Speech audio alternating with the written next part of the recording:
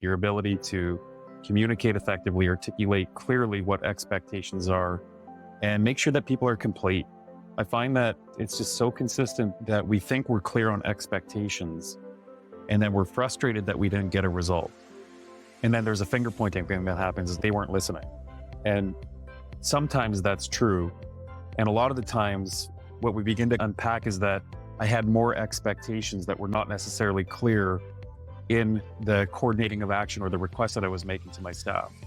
Anytime that there's a missing result, it always points back to unclear expectations. It's just so fundamental. And the thing is that if you're out to create results and it's your result, you're responsible for your result. And that level of responsibility, which kind of goes back into the self-management piece or the personal master piece, is to teach people that if you're not getting results, it's not on your people. There's something about the way in which you're leading that is ending up in no result. And if you're willing to take responsibility, you have a different way of going in, working with your people to check in with them. Like if I missed a result, instead of blaming you for not delivering on something, I might say, listen, I thought I was clear on delivering this. And clearly I wasn't clear because we didn't actually land the plane on where we were trying to get to. Was I missing something? And you become my teacher in that. You're able to tell me what was not clear and what was missing, and that improves my leadership for next time. And it actually will empower you. It'll empower you to speak up around your needs, your clarity, and what begins to come out of that is integrity, is that your responsibility also matters as much as mine. That I'm not putting the blame and onus, but we can see that there was a breakdown in what we were actually listening for and how we're coordinating action together. Clarity on expectations. You can't hold somebody accountable to something that you don't have an agreement for. Welcome, fellow entrepreneurs and goal getters, to Entrepreneurial Elevation, Unleashing Greatness Within, with myself, your host, Kelly Beveridge, and my buddy, Scott Clark.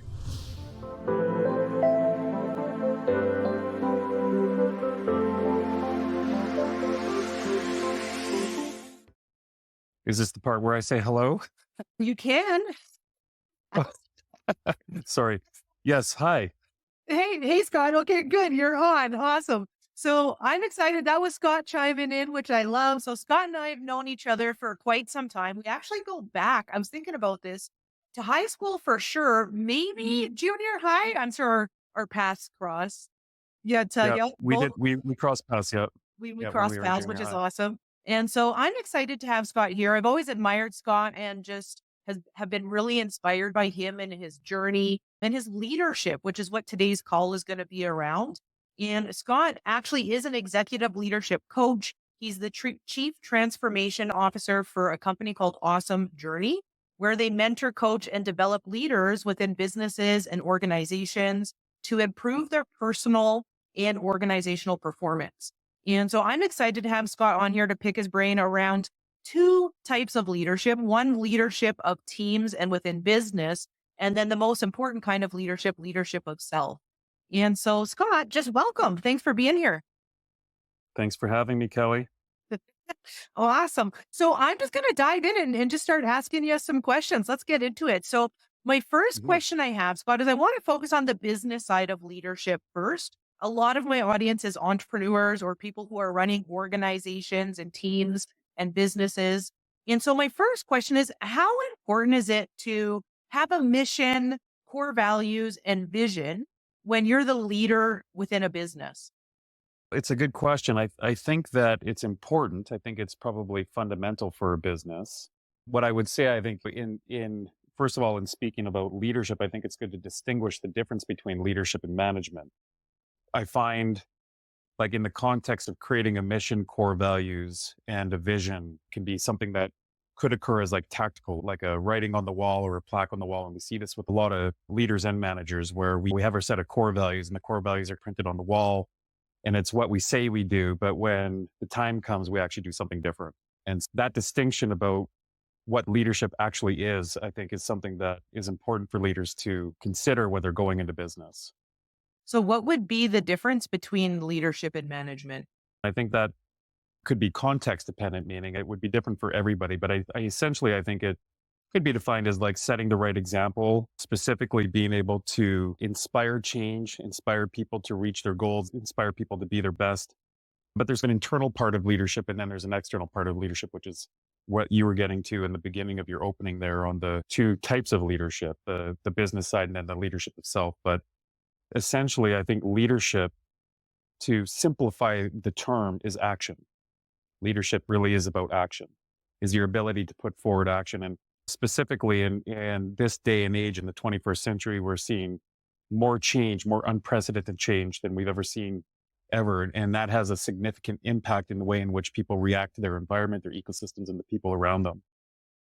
And it's the capacity to lead in times of change is really where we need leaders at. And so what's interesting is that inside of leadership, you still need management skills. Management, you're managing your computer when you start your computer. The way that we would define it is essentially managing systems that don't think. You have process, you have structures, you have computers, you have a power button, you turn it on, you type. And any kind of management system is critical for the function of any business. The two they're embedded with each other, but they're distinct from one another, and they can't be separated. You need management, but as we know, we also need leadership in this day and age in order to support people in a way that they need to be supported in order to manage change and complexity. Interesting. As you're speaking, I'm thinking, so management is like the systems, leadership is the act. And I always think like no one likes to be managed, yet people want to be led. It's like an energy. It's almost like an energy.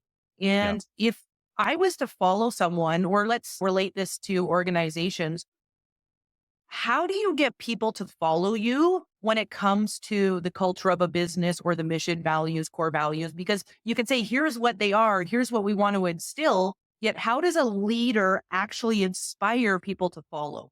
That's a good question. And again, I think it would be specific. It could be different in every business, but as a general rule, I think it'd be easier for me to put it in the category of a leader that I would like to follow. I'll start there. Sure.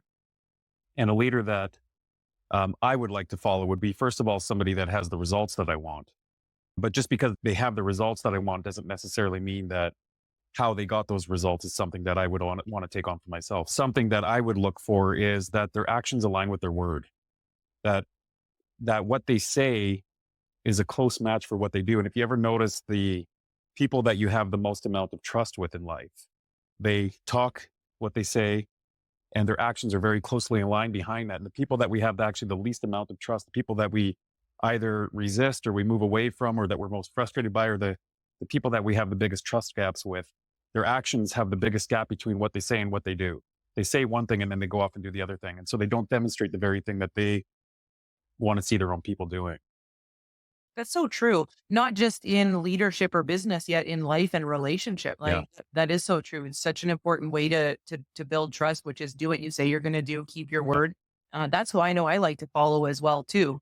What would you say would be, so we're speaking of leadership. What are some challenges? And you talked about right now, there's so much change happening. So leadership does have to be fluid and flexible, and it has changed over time. What are some of the top, let's say, 2 or 3 challenges that leaders face today? And what would be some guidance that you would give for each one? What do you see as you're working with different leaders? What are the challenges they're coming up against? I think probably the biggest challenge that we're all up against is ourselves. I think that's probably easy to say, harder to get. I think it's our own individual reactive nature to change. The human mind really likes to know. I like to know that I'm a good leader. I like to know that I'm accepted. I like to know things are going to work out. I like to know I'm going to get my results. I want to know how life is going to look in the next year. So the way in which the mind works is we like to have security. And I think the biggest challenge about that is that our environment, like our globe, our social systems, our politics, everything is volatile and brittle. It's actually brittle. Change could just happen tomorrow. Look at what COVID did. It's like, it just rocked any norm that we were even aware of. And so the very foundation from which we walk on to have a sense of self and like things are going to work out has been shaken. I think people have been left with that sense that nothing is certain. And so the ecosystem really, with that amount of change in the ecosystem, it always creates this level of unease that without some kind of practice for leadership, some kind of way of coming back to myself and being able to lead through times of change and uncertainty. In other words, we need to be comfortable with change and uncertainty. So in part, it's about the self-awareness that we have. And on the second hand, it's about the environment and how we react to that environment. which goes back to the self-awareness. Again, those two are distinct from one another, but they're inseparable. That's so true. It is. There is so much uncertainty now, right? And so, what guidance would you give someone who is, if they came to you and they're feeling this uncertainty, there's change happening in their organization, they want to be a great leader, and possibly they don't have that self awareness? Because the truth is, not everybody does, even if you're in a leadership role. So, how do you guide someone to start to learn about themselves while they're in a leadership role and responsible for other people? They've just been a CEO their whole life or in these positions and they're great at it. Yet the piece that's missing is that awareness of self and working on themselves. Yeah. Yeah. I think that it would be important for somebody to understand their direction, like where they want to be, whether it's in a year, whether it's in 2 years, whether it's in 5 years, or whether it's in 10 years. But so that's a little bit more on the vision side of things, is like being able to understand vision and direction are not the same thing, but really understanding kind of the drift in which you're moving in, or the path in which you're moving in, and like what you want for yourself. And you need a critical examination of where you're at, and a very holistic way of looking at where you're at, so that you understand the foundation that you're building all along the way in order to get to be where you're at. But probably to me, one of the most critical pieces is understanding how you experience resistance. Because when you have a current state and a future state like that, you're bound to create a gap. The gap is from where you are and where you want to go. And from my experience with people, that that gap, that level of resistance is often underestimated. It's like when I want to lose weight. I want to lose 30 pounds and I'm just going to hire a trainer, and it's going to be really easy because he's going to tell me what to do and I'm just going to get to the gym. And how many people set those New Year's resolutions and then 2 weeks later, they're just like right off the plan again, right? Because we don't really understand who I become when all of a sudden I don't know how to do it anymore, or it's too frustrating, or I don't have time, or this demand is taking too much of my time over here and I can't get my focus back over here. And so the interesting thing about that analogy is that when you're in resistance, you're actually on your way towards your goal. Yeah.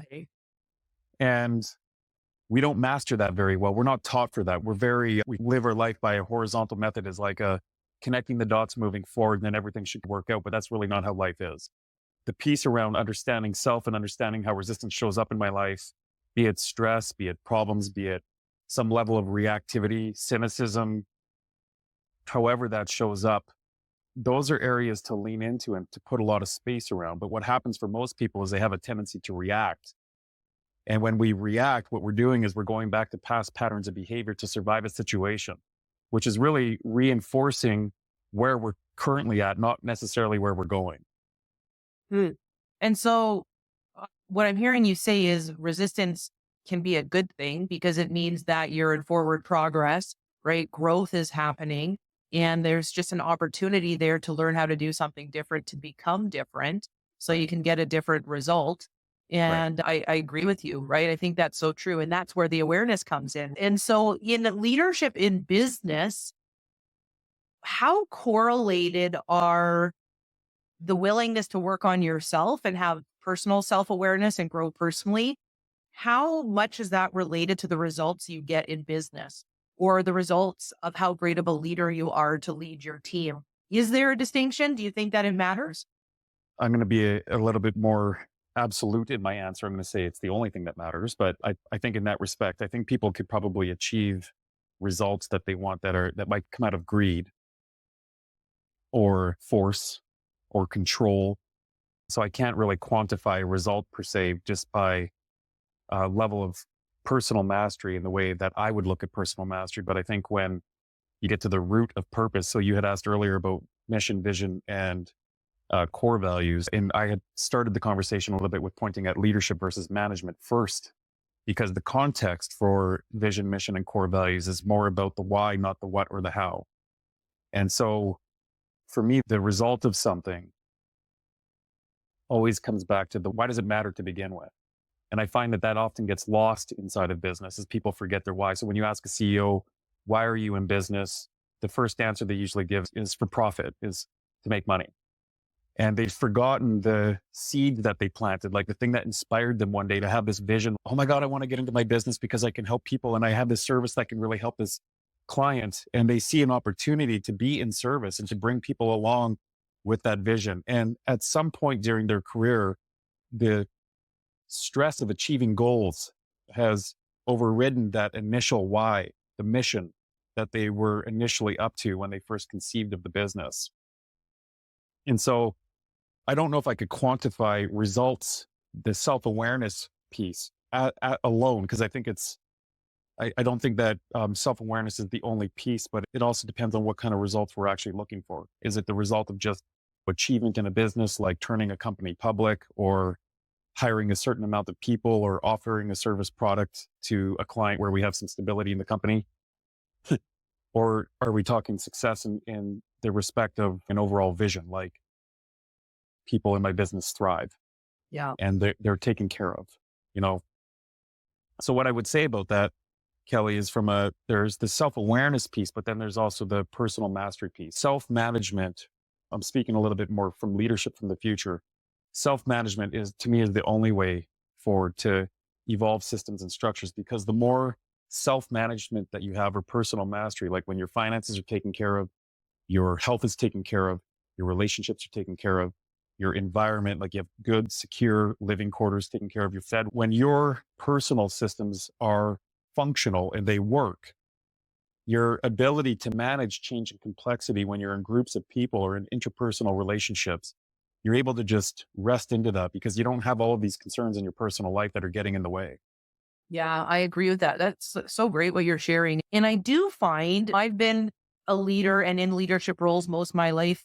A lot of times leaders find themselves in a space where all of that stuff gets neglected, right? Because we have our goal, we have the thing that we're wanting or chasing, or with leadership comes responsibility. And all of a sudden we have the pressure to produce or to be involved, or leaders first in, last to leave.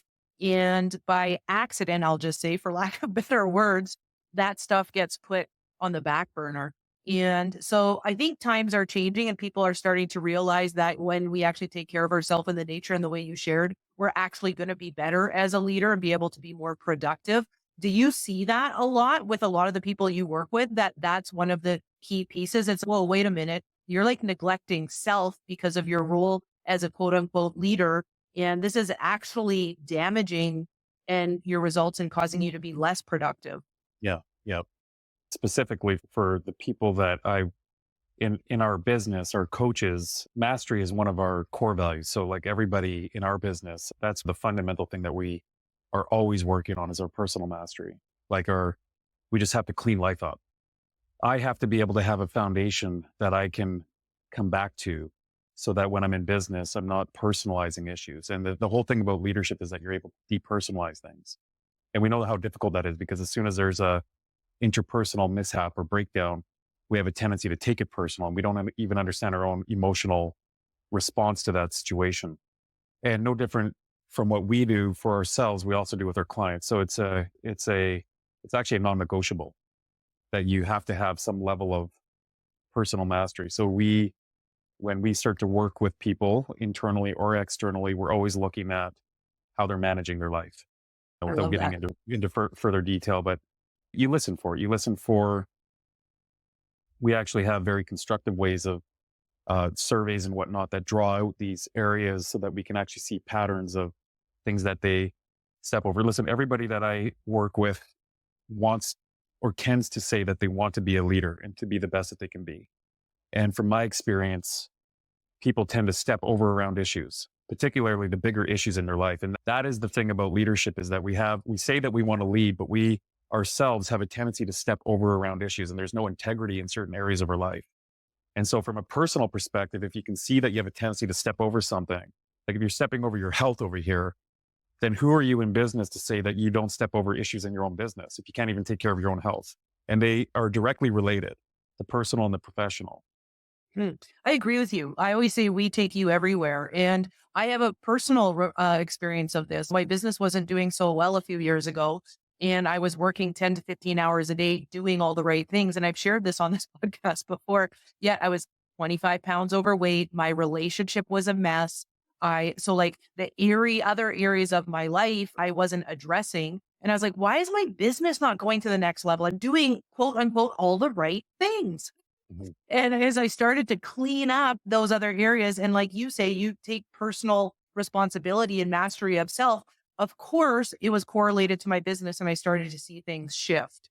And so it sounds like you're saying one of the main things in business to be successful and to be a great leader is self mastery. What would be one or two other things you would share for people who run organizations? What are some characteristics or qualities that would be important for them to possess? There's the personal mastery piece, I think, is the first thing, and understanding what it means to lead. So who you want to be as a leader, not necessarily what you're doing in leadership. But I think the second piece to that would then be your interpersonal relationships, like your ability to communicate effectively, articulate clearly what expectations are, and make sure that people are complete. I find that it's just so consistent that we think we're clear on expectations, and then we're frustrated that we didn't get a result. And then there's a finger pointing thing that happens is they weren't listening. And sometimes that's true. And a lot of the times, what we begin to unpack is that I had more expectations that were not necessarily clear in the coordinating of action or the request that I was making to my staff. Anytime that there's a missing result, it always points back to unclear expectations. It's just so it's such a fundamental rule for us to look at how well I coordinate. So I might be very specific and clear about my expectations. In fact, our arrangement for today was a good example, Kelly. I noticed how thorough you were with your expectations. And that's all of your checking in with me and whatnot all along the way was good leadership practice. That's something that we have to teach a lot of leaders. I'm like, believe it or not, because even though you're clear, you don't necessarily know how clear I am on what's expected of the result that you're looking to create. And the thing is that if you're out to create results and it's your result, you're responsible for your result. And that's that level of responsibility, which kind of goes back into the self-management piece or the personal mastery piece, is to teach people that if you're not getting results, it's not on your people. There's something about the way in which you're leading that is ending up in no result. And if you're willing to take responsibility, you have a different way of going in, working with your people to check in with them. Like if I missed a result, instead of blaming you for not delivering on something, I might say, listen, I thought I was clear on delivering this. And clearly I wasn't clear because we didn't actually land the plane on where we were trying to get to. Was I missing something? And you become my teacher in that. You're able to tell me what was not clear and what was missing. And that improves my leadership for next time. And it actually will empower you. It'll empower you to speak up around your needs, your clarity. And what begins to come out of that is integrity, is that your responsibility also matters as much as mine. That I'm not putting the blame and onus, but we can see that there was a breakdown in what we were actually listening for and how we're coordinating action together. So personal mastery and interpersonal relationships, I think, are really fundamental. But more specifically on the interpersonal piece in a business context, clarity on expectations. You can't hold somebody accountable to something that you don't have an agreement for. I think you just shared so much wisdom with what you talked about. I think that's a huge breakdown in a lot of organizations, businesses, personal relationships, right? Clear communication and agreement around expectations where both people are under the same understanding of what the agenda is and what the outcome Right. is wanted to be, right? Right. Desired. And then taking responsibility that as a leader, if I'm communicating something and I'm not getting the desired outcome, it's simply just feedback that something has to shift within my communication. Right. And that's so valuable, Scott. That's huge. Yeah. So let's use this to segue a bit to a question I have about team building, because I know a big part of what you do is help organizations and leaders develop and create high performance teams. Obviously, what you just talked about, interpersonal relationships would be, I believe, one aspect of it. What are a couple other strategies leaders can do to create high performing teams? Strategies, keeping in mind that leadership is more about being than doing in the context of where I'm coming from.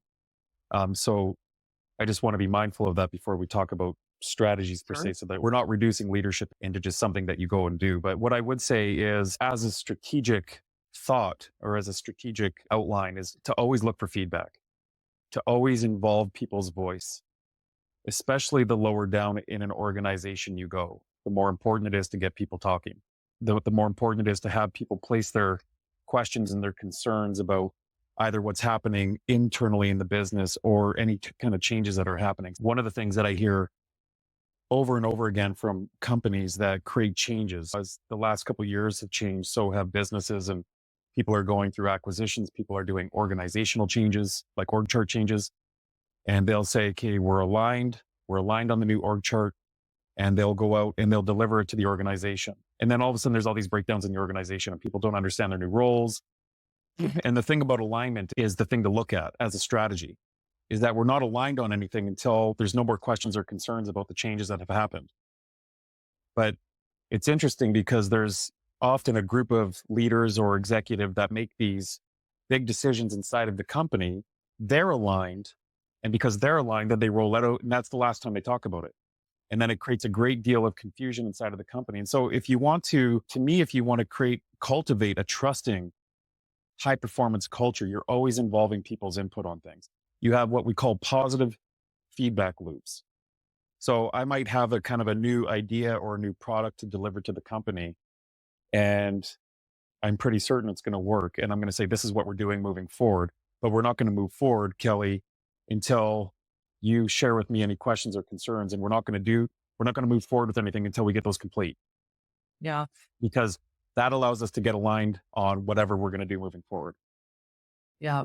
No, that's great. And that as you're speaking, I'm thinking of Richard Branson. I believe he does a great he's a great example of that. I've read a couple of his books and he's like, when I'm at the airport, I go and talk to the baggage handler guys. What do Yeah. they need? Yeah. What are their concerns? What do they see as the problem? Versus just always, like you're saying, having the top people be aligned. How's it trickling down? Yeah. And they're not even the ones most of the time in the ground where the problems are happening that they're solving.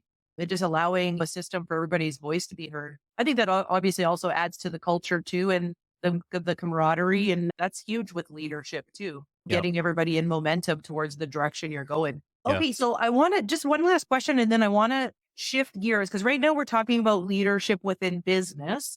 And I want to shift gears and talk to you personally about your personal life and leadership of self and a little bit of the journey you've been on. So let's shift. I want to shift to yourself. So we touched a little bit about this, about leadership in business, that it's about self-awareness and self-mastery. So my question for you is take us back to the initial times in your life when maybe it was like your first benchmark for yourself, where you had this realization that, huh, what's required right now from me is leadership of self.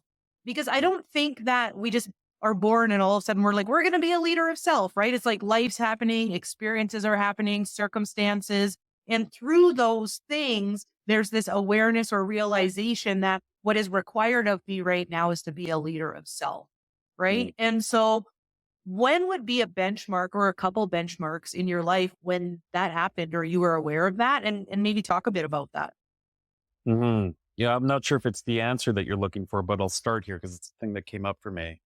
It was probably when I actually started competing professionally that emerged more out of I'm going to call it, for lack of better terms, a broken childhood where I had many years of just violence. And um, when I had got to the age of 18 and 19, I was experiencing a large degree of PTSD and what I would classify now as possible depression. It wasn't a clinical depression back then, but I was just broken. There was a lot of my friends that I was hanging around at that point that were getting into some things that I just didn't want to get into.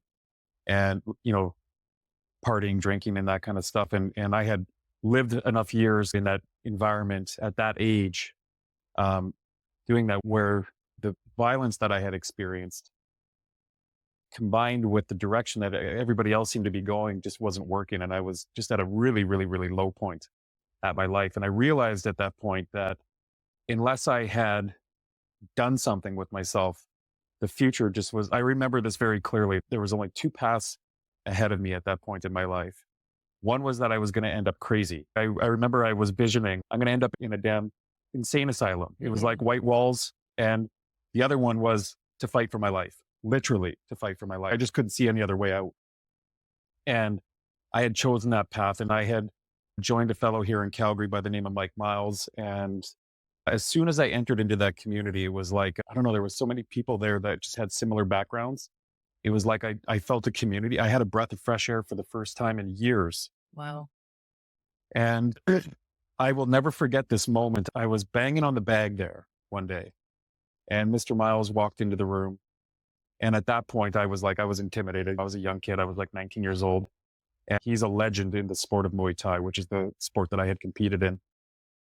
And I remember him walking into the gym and I was a little bit nervous because I hadn't actually seen him around very much. And I'm banging on the bag and trying my best to do, whoever else was teaching the class was like instructing us to bang the bag. And he walked over to me at that point in time and patted me on the back and whispered in my ear, said, "You could be a world champion one day." And then he walked off. And those words to me changed my entire life. It changed the whole, for the first time, I have some tears coming up here. For the first time, I actually saw a vision for myself, like a future for myself.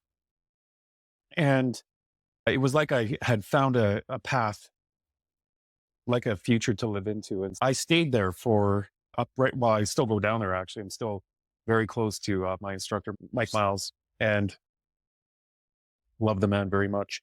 But I had actually fought and competed for 10 years under his wing, and he had taken me under his wing and brought me all around the world. But what was more interesting, another benchmark that I think is worth noting here, is the transition from fighting into something new, which is the leadership path that I'm on now. I recall the pressure that I felt nearing the end of my career. Something just did not feel right anymore about what I was doing. And I had 49 fights in the ring. And I remember coming back from Hawaii after my 49th fight.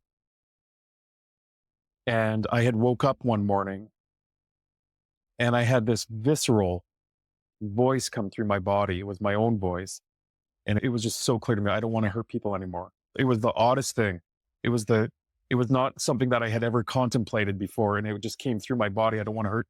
And I realized in that moment that I had been fighting my whole life for peace, that my life was about creating peace, not fighting and aggression and violence. And I knew in that moment that my days in the ring were limited. And I think you were actually part of my life back then when you had introduced me to the Psy work, which that was another benchmark for leading me in this direction when I had saw Todd and was like, oh my God, that's what I want to do. Yeah. And I found a future again in that, in a major transition in my life, a major benchmark moment of moving from this life of violence into this life of servitude and inspiring other people to see themselves and what was possible for their future. Wow. Thank you so much for being vulnerable enough to share that story. I think it's really special. And I think it's important that a lot of people hear because bullying and violence and growing up in environments that shape us. Obviously, I have a belief the past is perfect in the way that we're not able to change it. So we are who we are because of all of our past experiences. Yet you having the courage, Scott, to go and find a community that was going to serve you so that you can take control and change. That is leadership of self. Even if you didn't know you were doing that in the moment, right? It's you still did it. And to have the bravery to do that, especially at a young age, because at 18 and 19, we're so impressionable, right? And we're Mhm. figuring ourselves out. Yet your journey really is a journey of self-discovery. And I love that you then had that epiphany of, hey, wait, like I have changed my life. I am a leadership in a way, yet it's not looking the way I want it to anymore. Yeah, I don't want to be in an energy of fighting, even though if it's a healthy competition, it's still got that energy. I want to go and find something of servitude, like you yeah, shared. And I think that's really cool because a lot of times we don't know what our path is going to be or where we're going to go. We just have an idea of what we want it to look like. And the truth is, you just got to take the steps, get involved, get in action, and it will lead to what's next. yeah, I don't know what my life is going to look like next year, right? I have an idea, yet it not be, right? And I think that's part of leadership too. And so I'm just yeah, really proud of you. And the cool thing is because you had the courage, like you're impacting so many people's lives right now. I know a lot of people are inspired by you and you're the example for a lot of people that if you did it, they can do it. And I think that's really cool. Speak about that. Speak about being the example in leadership and then like mentorship. You mentioned Mike Miles. And I think part of your story I want to talk about is that whisper in your ear he gave you that you're going to be a world champion. So how important is mentorship? And like, how and why is mentorship so important? Because that one word that one saying he whispered to you was like life changing. yeah. Well, how important I don't know how people get through life without a mentor, honestly. I have always had one since that age. Actually, I've been working with the current coach right now since 2014. And so we're going on a 10-year relationship as well, him and I. I think it's critical to have somebody that, again, it's like looking to somebody that has the results that you want or has been through what you are going through and can help you get to be where you want to be. I think it's so fundamental to have that level of resource in your life. I think it is honestly, I think it's the game changer because when you're on a trajectory for a future, there's often a competency gap. And so it's part of that competency might be viewed also as like you don't know what you don't know. And if you've ever taught somebody and you can see where they're at, if, yes, I remember being there and I know exactly what you're going to try to do tomorrow. No, you're not doing that. You got to self correct them to keep them on track with what they say is important to them. So I think if you have a good mentor in life, I think you could define that by somebody that cares more about your future than you do. Cares more about your future than you do at certain times, maybe is a better way to say that. That they're willing to take a stand for you. Like when I remember how difficult many of the conversations were with Mike Miles. If you don't like the way I'm doing class, there's the door. That kind of conversation. But he wasn't saying that because I wasn't following his rules. He was saying it because I was out of integrity with the vision that he had of me as a world champion. And if I wasn't willing to step into that role as a world champion years before I was ever a world champion, then what good is the student and what good is the master? So it's a very personal relationship. And I think, I don't think, my personal opinion is, I don't think that we have enough people in our life right now standing for that future, willing to hold us accountable, willing to call us out on our lack of integrity when we're not living up to what our best looks like. Yeah, I agree. And I think because one, the only way we can do that for someone else is if we're practicing it in our own life. So most people aren't going to call someone else out on their integrity and being the best version of themselves if they're not practicing it themselves. Yeah. Yet I like what I want to ask you, because in your story that you shared, it is really inspiring, Scott. And so what would you say to somebody who is Scott at 18 and 19, the Scott version of yourself at 18 and 19 now? If somebody's out there and they're feeling lost, they're feeling conflicted, they've had a rough go for whatever reason it is, and they're at that point where it is going to be one path or the other. What would be some guidance that you can give that person? I would probably ask them what they want. I think that's the first thing. And often you're going to get I don't know. I think at that age, I think there's a lot of things happening. We're forming an identity where we're realizing at that point in time that we're on our own, really. You're 18 years old and now it's up to you moving forward of how your life is going to go. Mom and dad are no longer going to save you. But I think the big thing is getting people to understand who they want to be in life, not necessarily what they want to do. So if there's things that are confusing about their future, leveraging resource mentor, somebody that, might help them kind of sort through the confusion. Confusion is always a good thing in our work. In fact, if somebody's not confused, then they're probably not doing coaching. Confusion is the way to wisdom. Confusion always precedes wisdom. And so it's the only time that we begin to ask the most important questions in life. Who am I? What do I want? Where am I going? I encourage, when I'm working with, which I have worked with a lot of people around that age, I always encourage them to lean into the anxiety or lean into the confusion, lean into the not knowing, lean into the questions, and to try to get them to stay with the questions as long as they can. Yeah. And to be honest, I think that advice is good for any age. Like you talked about, you went through that at 18 and 19, and then all those years later again when you decided to leave fighting. And then I'm sure there's been a few chapters in between there. I know I've gone through that recently, just last year at the age of 46, right? I'm like confused asking myself these same questions. And I think that that's a good message too. It's okay as we're all learning life and learning about ourselves. This is going to be a constant thing, right? If we're open to it and open to asking ourselves the questions. And just, I have a few more questions in closing. So I know for yourself now you're at a new chapter in your life and possibly were asking yourself those questions just a little while ago. And you and I were chatting and we were talking about spirituality and religion and all that kind of stuff. We're not going to get too much into it. Yet I know recently you've become a Buddhist, which I think it's fascinating to me because I'm really curious about it myself. I've been in a bit of confusion around my own faith. And so maybe speak to that now is as a part of your life and self-discovery and leadership of self is now being a Buddhist. So Mm. how did that path come about? I've always questioned it. So that for a number of reasons, I've always had contemplative practices. So I was involved. I'm still a Reiki master, but I did Reiki and meditation for years while I was in the martial arts, mainly to tame my own anxiety and past traumas when I was going into the ring. And so I needed some level of work with the mind when I was in the martial art realm. And inside of both of those domains, Buddhism always came up, just with mindfulness, meditation, all of that kind of stuff.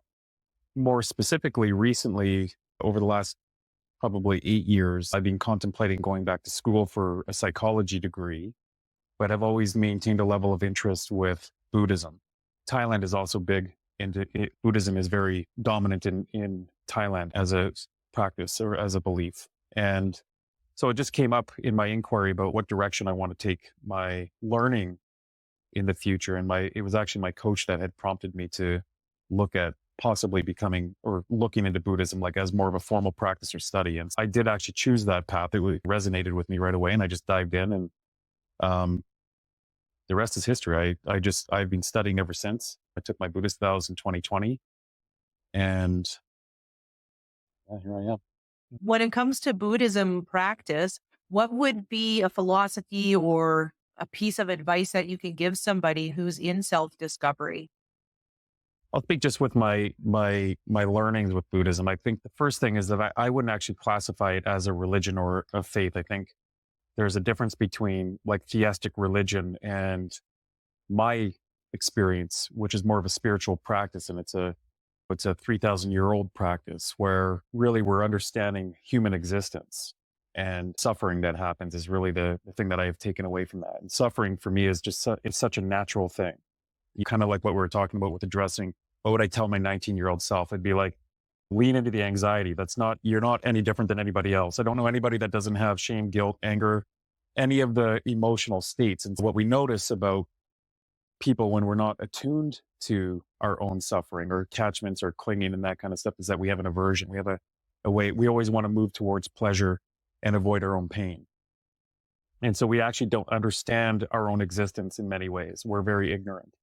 So that would probably be the invitation, is just, it's not necessarily you're not moving into it to believe in something outside of yourself, as opposed to moving into something to understand yourself better, would be my best take on it for now. Awesome. No, thanks. I'm curious. And I think it relates to a lot about what we're talking about with leadership and leadership of self and our journeys. And so just two last questions. What would you say now, Scott? You've had a journey yourself. What would you say now is your definition of success? Two things is that I am driven to get out of bed and do my work. Like, work for me, the joy and the drive that I have, the ambition that I have to get to do my work. I get to be in service. I get to go out into the world and listen. And so that to me there's nothing that makes me feel better about who I am as an individual, more successful than who I am as an individual, when I get to be with people in a way that makes a powerful difference for them. And there's like a selflessness, like I'm not looking to get anywhere. There's just an ability to listen. So I think joy and servitude are the measures of success for me. Am I doing what I'm here to do, what my purpose is, and do I love it? Does it bring me joy? I love it. I love it.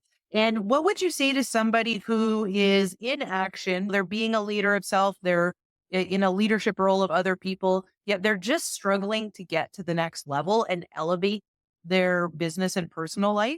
What are a couple pieces of advice you would give them to look at? Yeah, the mechanical side is get a mentor. That's the first thing I would say, or a coach, or leverage your resources. But the thing is, the important piece about that is that you have to be talking about it. You have to be in a conversation about what's not working in your life. If you're not talking about, changes and happen. You can't change what you can't see. And when you get into conversation, that's the beginning of transformation. Conversations disappear concerns. So there has to be people in your community that are willing to listen and willing to work through whatever is getting in the way of you having the results that you want in your life. Awesome. So find somebody that you can talk with who's going to support you in figuring it out, helping you answer the questions, find solutions, and get back Yeah. on track and get moving. I Yeah. love it. Okay. Yeah. Oh, if there was one more thing that you want to share before we end, anything? I don't think I have that right now. No. I, And I just thought I'd come back and see. Cool. So Scott, where can people find you? So if people are who are listening are like, you know what, I would love to learn more about Scott, get to know him better. I have a business. We have a corporate business here in Calgary or area. We could use some coaching to help our team grow and be in high performance. How can they find you? Yep. We have a website, www.awesomejourney.ca is the website that you can go to. Also, you can find my LinkedIn profile would probably be the easiest one. So if you go to Scott Clark on LinkedIn, you should be able to find my name. You might have to go to Scott Clark Calgary or Scott Clark Awesome Journey, and I'm sure my name will pop up in those areas there. Okay, awesome. Everybody definitely get a hold of Scott. He's a wealth of knowledge. He has had a journey himself personally. He's always willing to share. And that's always been my experience of you, Scott, is you're authentic and you are true to your word and you've been a great friend. And so thank you so much for being on my podcast today. I really appreciate it. Yeah, I appreciate being here. Thanks for having me. Awesome. Okay, that was amazing. I loved having Scott on and sharing, and it's always so special for me when I have good friends on and I hear parts of their journey that I haven't heard before. And so just thank you Scott, so much for being here. And I actually want to give a proper introduction to Scott because I didn't do that at the beginning. I just got too excited to dive in and start interviewing him. Yeah, Scott has a phenomenal background. He's actually a fourth degree black belt and four-time world champion. He has taught martial arts for 22 years. He's 2 years into his Buddhist studies. He's 10 plus years into investing himself through various personal development courses and classes and teachings. And he's a 20-year Reiki master, which is amazing, and also an energy and mindfulness teacher, which I'm sure you can tell by his calm demeanor. And he's just really clear and amazing with his communication. When it comes to Awesome Journey, Scott's been working with them since 2013 as an executive leadership coach and now the chief transformational officer. And he's just a phenomenal mentor and coach and leader. Obviously, you can see that he practices what he preaches. He's a person of integrity, always working on leadership of self so he can lead others. He's one thing also to mention too that I know is very important to him is he is a father of two and he's also a husband to his beautiful wife, Sarah. And so just Scott, thanks so much for being here. If you resonated with Scott and what he has to say, or you are a part of a corporate business or in a leadership role in business or within your organization, and you want support, right, to create high value teams, or you want support for yourself within leadership and becoming a better person when it comes to self mastery and therefore leadership of others, please go to the show notes and reach out to Scott, connect with him and ask him the questions that you want to ask. So just once again, Scott, thanks so much for being here. And everyone else, just thank you so much for listening. With love, greatness, and success, it's Kelly Beveridge.